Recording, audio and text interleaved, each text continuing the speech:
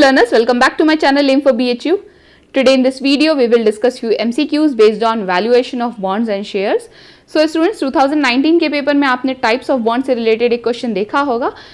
Something related to zero coupon bonds वहाँ पे पूछा गया था आपसे, और इसके पहले के ईयर्स में भी बॉन्ड से रिलेटेड क्वेश्चंस आते रहे हैं आपके एग्जामिनेशन में. सो आज हम इसी टॉपिक से रिलेटेड कुछ एमसीक्यूज को डिस्कस करेंगे.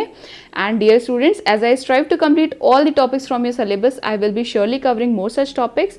And if you haven't subscribe yet, subscribe right away if you don't want to miss any notification for further videos. And इस वीडियो से चाहे स्टूडेंट्स तो आप नोट्स भी बना सकते हैं या वन लाइनर्स के फॉर्म में भी इन क्वेश्चंस को आप लिख सकते हैं बिल्कुल. And again it's an MCQ based video, so I will suggest you the same thing that her question का आंसर मेरे बताने से पहले आप वीडियो को पॉज करके अपना रिस्पॉन्स उस पर्टिकुलर क्वेश्चन के लिए नोट करिएगा, एंड देन वीडियो को प्ले करके ये चेक करिएगा कि आपके आंसर्स कितने सही हैं. इससे आपकी प्रैक्टिस भी हो जाएगी और इवेल्युएशन भी हो जाएगा आपके प्रिपरेशन का. So all the best dear students. And again if you have any queries, just drop them in the comment box. I will surely address your concern. And just to remind, through my channel I'm here to help you cover your syllabus and guide you throughout your journey. So stay tuned to my channel for more such videos, and let's begin now. So the first question here we have is, आपसे पूछ रहा है कि the value of bond and debenture is. So जो bonds या debentures की जो value होती है उससे related आपसे जो है क्वेश्चन यहाँ पे पुट किया गया है. आपको कोई भी ऑप्शन को यूज़ करके, जो मोस्ट सुटेबल ऑप्शन है उसे यूज़ करके सेंटेंस को बेसिकली कंप्लीट करना है. ठीक है, तो यहाँ पे हमारे ऑप्शंस देख लेते हैं. सबसे पहले क्या क्या दिए हुए हैं students. A says that present value of interest payment it gets. B says present value of contractual payments it gets till maturity. C says present value of redemption amount, या D says none of the above. तो students, जो value होती है bonds या debentures की, वो हमेशा उसकी प्रेजेंट वैल्यू होती है उन सारी कॉन्ट्रैक्चुअल पेमेंट्स की जो कि मेच्योरिटी तक उसको उस पर्टिकुलर बॉन्ड या डिबेंचर पे की जाती है. तो यहाँ पे आपका बी ऑप्शन करेक्ट है स्टूडेंट्स. टिल मेच्योरिटी जितनी भी कॉन्ट्रैक्चुअल पेमेंट्स होती है ना, उसकी जो प्रेजेंट वैल्यू होती है यही आपके बॉन्ड्स या डिबेंचर्स की वैल्यू होती है. तो यहाँ आपका ऑप्शन नंबर बी करेक्ट है, इसे मार्क कर लीजिए students. Next we have question number 2. इसमें पूछ रहा है that required rate of return is greater than the coupon rate the bond will be valued at. So students, जब भी कूपन रेट जो है लेसर होता है और जो रिक्वायर्ड रेट ऑफ रिटर्न होता है वो हायर होता है, यानी उसका अमाउंट कूपन रेट से ज़्यादा है यहाँ पे. सो इस केस में आपसे ये पूछ रहा है कि जो बॉन्ड है it will be valued eight, it will be valued at premium, it will be valued at par value, it will be valued at discount, या none of the above. तो इन तीनों चारों ऑप्शन में से आपको ये चूज़ करना है कि बॉन्ड की वैल्यू क्या होगी या बॉन्ड किस पे वैल्यूड है. अगर रिक्वायर्ड रेट ऑफ रिटर्न ज़्यादा है कूपन रेट से, तो ये बात हमेशा याद रखा कीजिए स्टूडेंट्स कि अगर रिक्वायर्ड रेट ऑफ रिटर्न ज़्यादा है और कूपन रेट कम है, तो हमेशा इस तरह के केसेस में जो बॉन्ड होगा ना वो डिस्काउंट पे वैल्यूड होगा. बट अगर आप इसे रिवर्स कर दें, यानी कूपन रेट ज़्यादा और रेट ऑफ रिटर्न लेसर, तो ये हमेशा प्रीमियम का केस बन जाता है. तो यहाँ पे आपका स्टूडेंट्स जो करेक्ट ऑप्शन है वो ऑप्शन नंबर सी है. यहाँ पे डिस्काउंट का केस होगा ज़रूर से. जो बॉन्ड है वो डिस्काउंट पे इशू हुआ होगा अगर उसका rate of return coupon rate से ज़्यादा है तो. ठीक है, उल्टा होता है तो हमेशा प्रीमियम होगा. ठीक है, next we have question number 3. इसमें पूछ रहा है if the coupon rate is constant the value of bond when close to maturity will be. So students, यहाँ इस क्वेश्चन में आपसे ये पूछा जा रहा है कि अगर कूपन रेट कांस्टेंट रहता है through out the life of that bond, यानी कि इशू से लेके मैच्योरिटी तक, तो जो बॉन्ड की वैल्यू होगी इट विल बी. तो आपसे यहाँ पे ऑप्शन दे रखे हैं आपके पास, देख लीजिए. A says issued value, B says par value, C says redemption value, या D says all of the above. तो ऑल ऑफ द अबव तो एक बार में नहीं होगा students.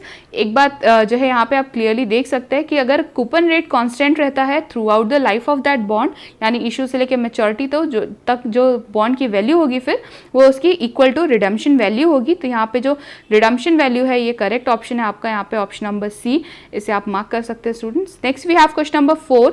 A bond is said to be issued at a premium when. अभी मैं आपको फर्स्ट क्वेश्चन को डिस्कस करते वक्त ये बता ही रही थी, फर्स्ट या सेकंड क्वेश्चन में था ये कि कूपन रेट और रिक्वायर्ड रिटर्न में जो रिलेशन होता है उससे हम ये बता सकते हैं कि बॉन्ड जब इशू हुआ था तो उसकी जो है इशूएंस किस पे हुई थी, पार पे या प्रीमियम पे या डिस्काउंट पे. तो यहाँ पे देखिए दिया हुआ है कि coupon rate is greater than required rate of returns, या फिर coupon rate is equal to required rate of returns, या कूपन रेट, या नन ऑफ द अबव. तो आपसे ये पूछा जा रहा है कि अगर बॉन्ड को हम ये कहें कि वो प्रीमियम पे इशू हुआ होगा तो क्या केस हो सकता है इन ऑप्शंस में से. तो यहाँ पे आपका जो करेक्ट ऑप्शन है वो है ऑप्शन नंबर 1.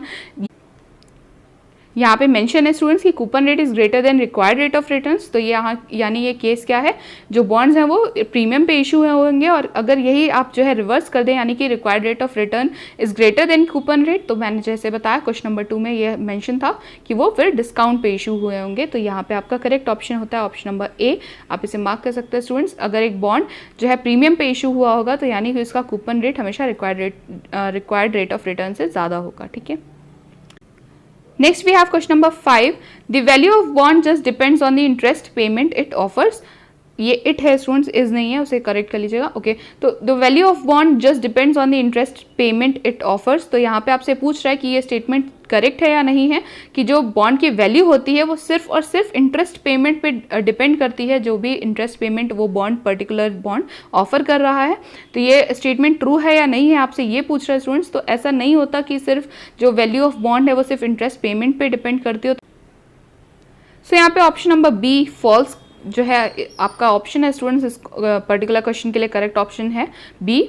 ठीक है, ये फॉल्स है ये स्टेटमेंट, क्योंकि वैल्यू ऑफ बॉन्ड जो है वो सिर्फ इंटरेस्ट पेमेंट पे डिपेंड नहीं करती है, अदर फैक्टर्स भी होते हैं, जैसे कि इन्फ्लेशन है, इन्फ्लेशन भी अफेक्ट करती है किसी भी पर्टिकुलर बॉन्ड की वैल्यू को, और साथ ही साथ क्रेडिट रेटिंग्स भी अफेक्ट करती हैं, ये भी एक फैक्टर है स्टूडेंट्स जो है वैल्यूएशन ऑफ बॉन्ड के लिए।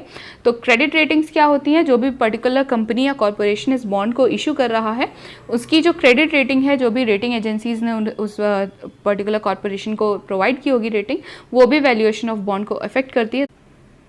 सिर्फ एक फैक्टर डिसाइड नहीं करता है वैल्यू ऑफ बॉन्ड, इसलिए ये ऑप्शन ये स्टेटमेंट बेसिकली जो है इनकरेक्ट था। हम जो है सो ये गिवन स्टेटमेंट फॉल्स है स्टूडेंट्स, इसे मार्क कर लीजिए बी फॉल्स।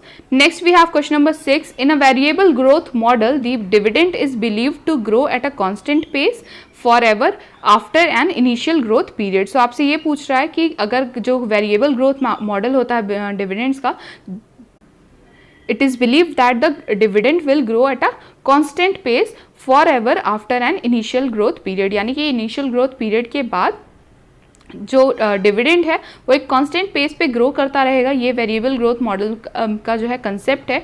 ये पूछ रहा है आपसे कि जो है गिवन स्टेटमेंट करेक्ट है या नहीं है।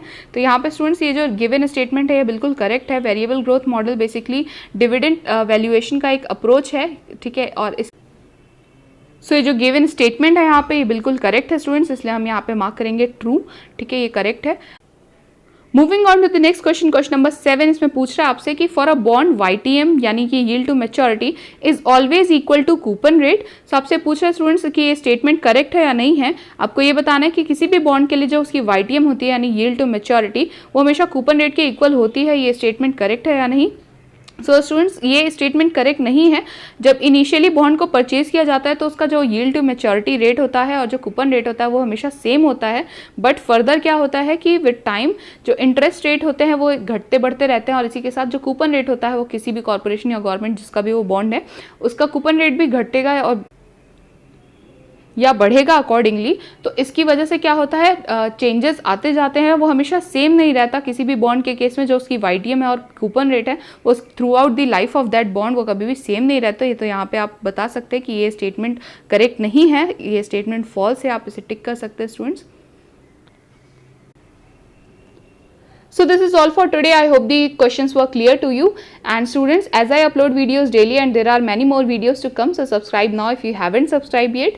And please convey your doubts in the comment box or through email. You can find my mail ID in the description box. Stay tuned to my channel. और अगर आपको BHU BCom एंट्रेंस से related किसी भी topic में कोई भी confusion है तो mention that in the comment box. I will include them as well.